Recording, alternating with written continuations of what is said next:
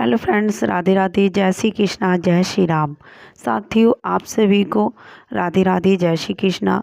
आज की इस वीडियो में मोहिनी एकादशी कब है, इसका पारण कैसे किया जाएगा, उसकी शुभ तारीख क्या रहने वाली है और क्या इसका शुभ मुहूर्त रहने वाला है, उसके बारे में बात करते हैं। तो चलिए दोस्तों, आज की वीडियो शुरू करते हैं। चैनल पर पहली बार आएँ तो प्लीज़ चैनल को सब्सक्राइब कर लें, बेल आइकन को ऑन कर लें। शास्त्रों में मोहिनी एकादशी का विशेष महत्व बताया गया है। यह पर्व हर साल वैशाख माह की शुक्ल पक्ष की एकादशी तिथि को मनाए जाने का विधान है। इस दिन जगत के पालनहार भगवान विष्णु और माँ लक्ष्मी की आराधना की जाती है। साथ ही उनके निमित्त व्रत रखा जाता है।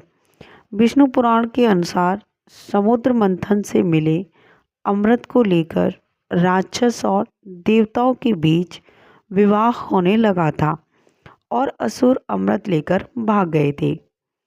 तब भगवान विष्णु ने ही राक्षसों से अमृत लेने के लिए मोहिनी का रूप धारण किया था। माना जाता है कि विष्णु जी ने यह स्वरूप वैशाख मास के शुक्ल पक्ष की एकादशी के दिन रखा था। इसी कारण इस एकादशी को मोहिनी एकादशी के नाम से जानते हैं। वैशाख माह की शुक्ल पक्ष की एकादशी तिथि 7 मई को सुबह 10:18 पर शुरू होगी और 8 मई को दोपहर 12:28 पर ख़त्म होगी। ऐसे में मोहिनी एकादशी 8 मई को मनाई जाएगी, क्योंकि हिंदू धर्म में उदया तिथि के अनुसार सूर्य भगवान निकलते ही जो भी तिथि लगी होती है उस तिथि को शुभ माना जाता है। तो ऐसे में सभी लोग मोहिनी एकादशी को 8 मई को मनाएंगे। वैदिक पंचांग के अनुसार मोहिनी एकादशी पर दोपहर 2:32 से 3:26 तक विजय मुहूर्त रहने वाला है। इस बीच में आप पूजा अर्चना कर सकते हैं। वहीं मोहिनी एकादशी का पारण 9 मई को किया जाएगा। इस दिन पारण का जो समय रहने वाला है वो सुबह के 5:34 से लेकर 8:16 तक रहेगा। अब बात करते हैं पंचांग की। तो जो सूर्योदय होगा वो सुबह 5:32 पर होगा। सूर्यास्त होगा वो होगा शाम को 7:01 पर। चंद्रोदय होगा वो होगा दोपहर के 3:22 पर। चंद्रास्त होगा वो देर रात 3:30 पर।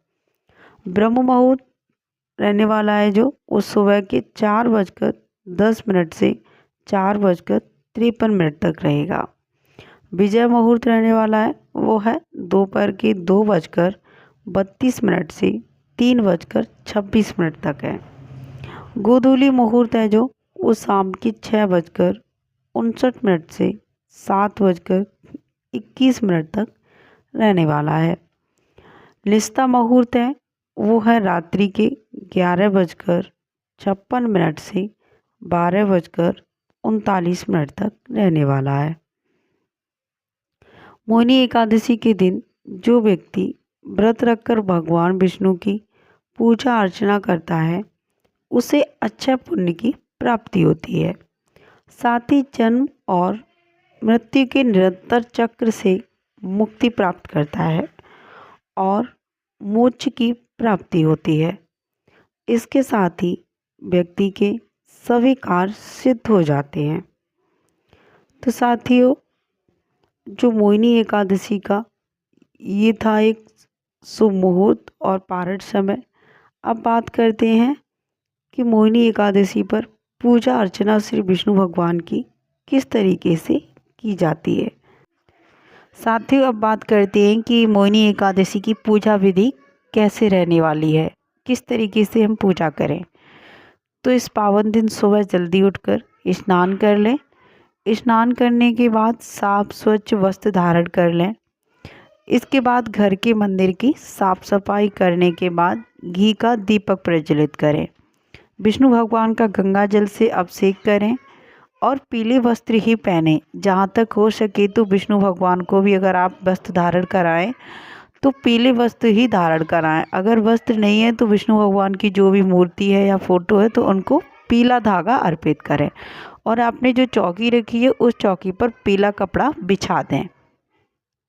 चौकी पर ही विष्णु भगवान को रख लें। अगर मंदिर है तो मंदिर के नीचे भी जो हम कपड़ा वगैरह बिछाते हैं या साफ़ सफाई करते हैं तो पीले वस्त्र को वहाँ पर साफ़ सफाई करके बिछा दें। इसके बाद विष्णु भगवान को साफ स्वच्छ वस्त्र पहनाकर और उसी चौकी पर बिठा दें। विष्णु भगवान की आरती करें और भोग लगाएं। विष्णु भगवान के भोग में तुलसी को जरूर शामिल करें।